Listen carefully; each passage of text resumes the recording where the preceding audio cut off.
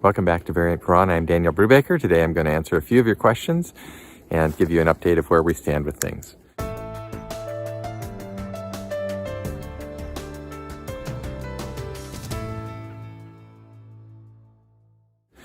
It has been a couple of weeks since my last video, and I just wanted to let you know what has been going on. What I have been working on mainly is corrections in early Quran manuscripts is being translated into a couple of different languages. And one of those is basically ready to be published. And I'll let you know via another announcement very soon when that has been published. The second thing I want to do today is just answer some of your questions. I've just picked out a few today that caught my attention and cover sort of a range of topics and perspectives. All right, here's the first one. It says, Dr. Daniel Brubaker should make an effort to debunk Professor Bart Ehrman on the subject of Christianity. This should be his first move. Well, Bart Ehrman, I have had discussions with him by email over the years, and he's a colleague. I have respect for him in his area of, relating to study of the Bible, the biblical text, and the biblical manuscripts. He does have his academic work is, his credentials are strong and so forth, and so as I've had need, I have had interactions with him. But really, this comment has an assumption in it that I'm somehow studying the wrong thing, that I shouldn't be doing the work that I'm doing, that I should be doing some different work. In other words, related to textual criticism of the biblical manuscripts or defending the biblical manuscripts or whatever it is. There are lots of people doing that kind of work, and it's just not, it's not what I've chosen to do. And so it's great that people do that. It's something that's necessary to do, but this is just completely misses the point of the topic that I've chosen for my academic and scholarly work. And there are a lot of other people, as I've said, who can do what I'm doing or do things similar to what I'm doing, but each of us has to make a decision where we want to focus our particular energies in life. We have a certain number of days and hours and so forth, and we just have to make those decisions. I can't do everything, and there are plenty of people, as I've said, who are working on biblical stuff, and you can go read their things. People seem to be using the word debunk on here a lot. I don't really like the word debunk that much. We want to either verify, confirm, or disprove something. Then that's one thing. But the word debunk is kind of a loaded and rhetorical term more than it is a scientific term. All right, here's Bo Rudder asks, Dan, please cover ink composition, watermarks, and hands. And obviously these are things relating to the codicology of early Quran manuscripts, and I've studied that a little bit. I'm not the world's expert on that. The person who has most gone into that area and in fact teaches courses on Islamic codicology is Francois de Roche. So at some point, however, it would be good to go over that in a video and talk about those things about inks and the other features of the manuscript. Watermarks are something that come in on paper. They're not something that we see in parchment, which is the earliest Qurans were written on parchment, and later on they started doing them on paper. So the watermarks are something that we can discuss, but not something that's totally relevant to the time period that I've been talking about. And hands, obviously, there are different scribes have different handwritings, and we will go into that at some point as well. So that's a good question and a good suggestion for a future video. Mark Bingham says, how could it be mid to late 7th century and have diacritics? And he refers to a particular point at the video that he comments on. So this is referring to a manuscript that I've presented as mid to late 7th century, and in that case it was probably late 7th century, possibly even early 8th century. So, but be that as it may, this is an opportunity to address a matter of the issue of diacritics. Now, most of the earliest manuscripts, even the ones in the so-called Hijazi hand style, sometimes called Ma'il, have at least some diacritics. Not all of them do. There are some pages of manuscripts that have no diacritics whatsoever. And so it's also a common misconception among those who haven't really thoroughly looked at the material that all these early manuscripts have at least some diacritics. And so that was one of the points that Haytham Sidki made in his criticism of my remarks in my book. And he just simply had not reviewed the literature thoroughly, nor seen enough manuscripts to know that there are some pages that have no diacritics whatsoever. So I corrected that in my response to him as well. All right, moving on. Predicator Veritatis says, great job, Dr. Brubaker. I wish I could have your permission to translate this video into Indonesian language and upload it on my channel. I believe it will benefit many people and will also bring more subscribers to your channel. God bless you. Okay, well, thank you very much for that. And I have been receiving a number of requests to translate these videos. And if you do have requests like that, please contact me individually. In general, my hope is that if you do make translations of the video, that you do a couple of things, of my videos, that you do a couple of things. Number one, if you would please translate, not make any changes to the video itself. In other words, translate the entire thing and not make any editorial remarks or other comments on it, but just do a translation of what it is that I've said. And secondly, if you would link your translated video, which you presumably publish on your channel, back to place a comment linking to that in the comment section under the video, the original video that I've put, and also place in your comments, in your description of your video, a link back to the original video so that people can find my channel and come back to me. I would reserve the right to, if I become aware of a translation that is not accurately translated or is not done to a standard that I think reflects the original work, then I would reserve the right to come over and ask you to take something down. But other than that, if you're doing just a straight translation and you want to put it up in your language, I would suggest generally go ahead and do so, and then be sure to refer people back to the original video.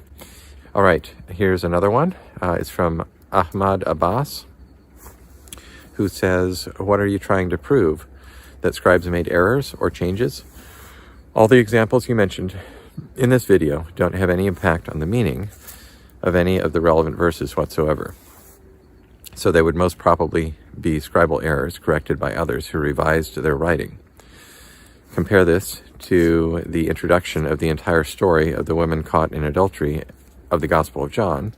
It is not found in ancient manuscripts nor in ancient commentaries on the Gospel of John, or the triadic formula inserted in 1 John 5:7, not found in any Greek manuscripts. I'm not against critical studying of the Quran, but if you want to prove the Quran is variant and has been changed, why not give strong, compelling evidence, like the ones I gave off the top of my head regarding the New Testament? Okay, obviously there are a couple things to say here, and the first one is that the study of New Testament and biblical text criticism is much more far advanced than the study of Quranic textual criticism. It's been done for several hundred years, and people know a lot of stuff about it. So we're still in fairly early stages of this work with relating to Quran manuscripts. And so that's number one. Number two, just a general comment about the 1 John 5:7. That formula is inserted there, and it was contained actually in and I'm just talking from my general knowledge of this. It was contained, I believe, in the Latin Vulgate of Jerome, and it had been originally a marginal notation that some later scribe appears to have taken as part of the text itself. So this is why it's important to get back to the earliest manuscripts and look at what was there. And newer translations of the New Testament don't include that portion of 1 John 5:7, but they are trying to get back to the earliest text in that case. All right, so are there things like that would be found regarding the Quran? I don't know, but part of the study that I'm doing, which I think is an honest study, and other people are welcome to do it, is to look at the manuscripts and start asking these kind of questions. And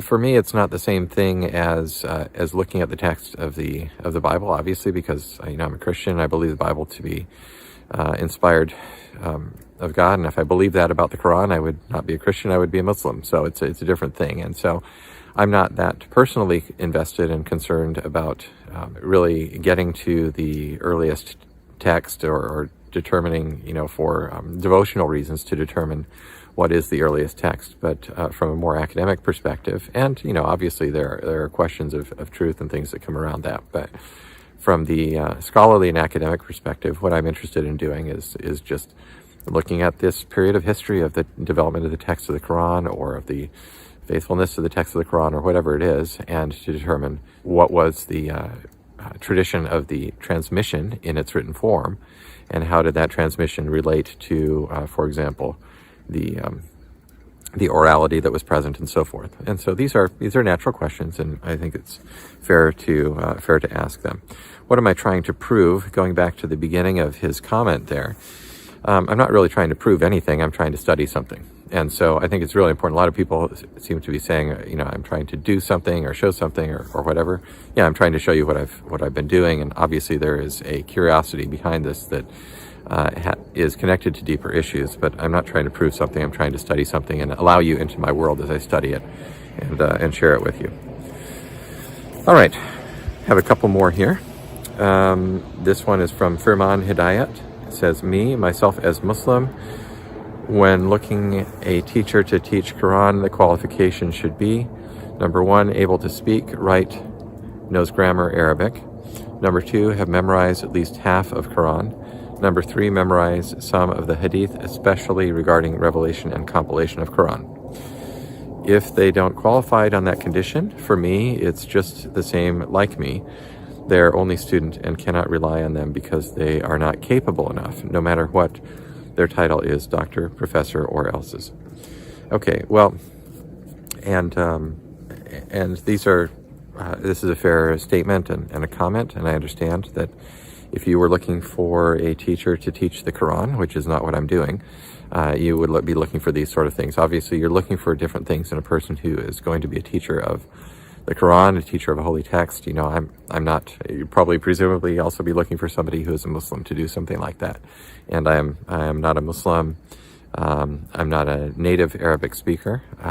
My task, once again, is a carefully, more closely circumscribed task. It's narrower, and it's just a different area. So this commenter, Ehrman Hidayat, would, be welcome to either pay attention to what I've presented and will continue to present, or not to, and to take me seriously or not to. And that is, anybody can do that and make those sort of decisions. But really, these are qualifications to memorize half the Quran. I don't know of anybody among my academic colleagues who work in this area. The most respected people in the area of study of Quran have not memorized half the Quran, at least in Western academia. And so that is an admirable thing that somebody, that's a feat of memory to be able to do something like that and accomplish it. But it's a hard thing to do, but it's not something that I would require of somebody who's doing academic or scholarly work. And the same thing with memorizing the Hadith. Memorizing Hadith, obviously when you become very familiar with something, these things may roll off your tongue or you know them very well. And I see the memorization of the Quran and the Hadith as more of largely a devotional activity that is not really necessarily required for good scholarly work. I would just comment on a couple things. Obviously, you've noticed in the comments there are a lot of people who are Christians who are following these videos and are interested in them, and for various reasons, I presume, and a lot of people around the world. And whoever you are and whatever brings you here, I'm grateful, and you're welcome here. Muslim bashing, I want to make clear that I have no intention of doing anything like that could be classified as Muslim bashing here, and I don't invite anybody else to do Muslim bashing or anything like that. I don't consider criticism or strong discussion back and forth to be bashing. I like all people. I have no hatred for any human being, any other person. If you're watching this, I have no hatred for you. I have no desire to bash you or hurt you or harm you in any way. And so that's my intention. Obviously, there are thousands of people watching these videos, and so I don't know what each individual person's intention is or what's in their heart. But I just want you to know that what's in my heart is nothing of the sort. It's not a bashing nature or anything that's unkind.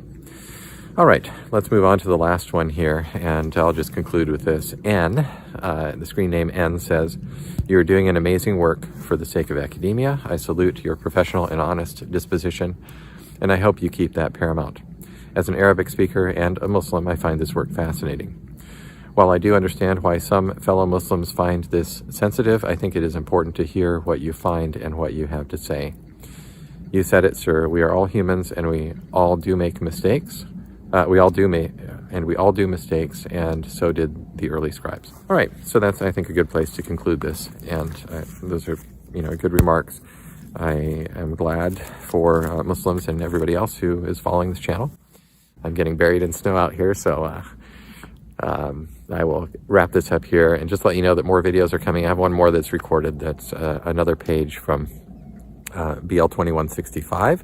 There are maybe about a dozen pages in that manuscript that I think have some interesting things on them. I was looking back through my earlier notes from my visit to that manuscript back about 7 years ago, actually, and I noticed that there are about that many pages that have some interesting corrections. So the one I showed you in the last video was one of those that it did catch my eye because it had several corrections on it. Not all the pages have corrections. And so I'll give that perspective as we do that, but you can look for that video fairly soon and other videos coming up, as well as an announcement about the forthcoming release of corrections in early Quran manuscripts in another language, which I'll tell you what that is soon. Thank you very much for watching. Please do like and subscribe. Let other people know about this channel, and I look forward to talking to you again soon. Take care. Bye.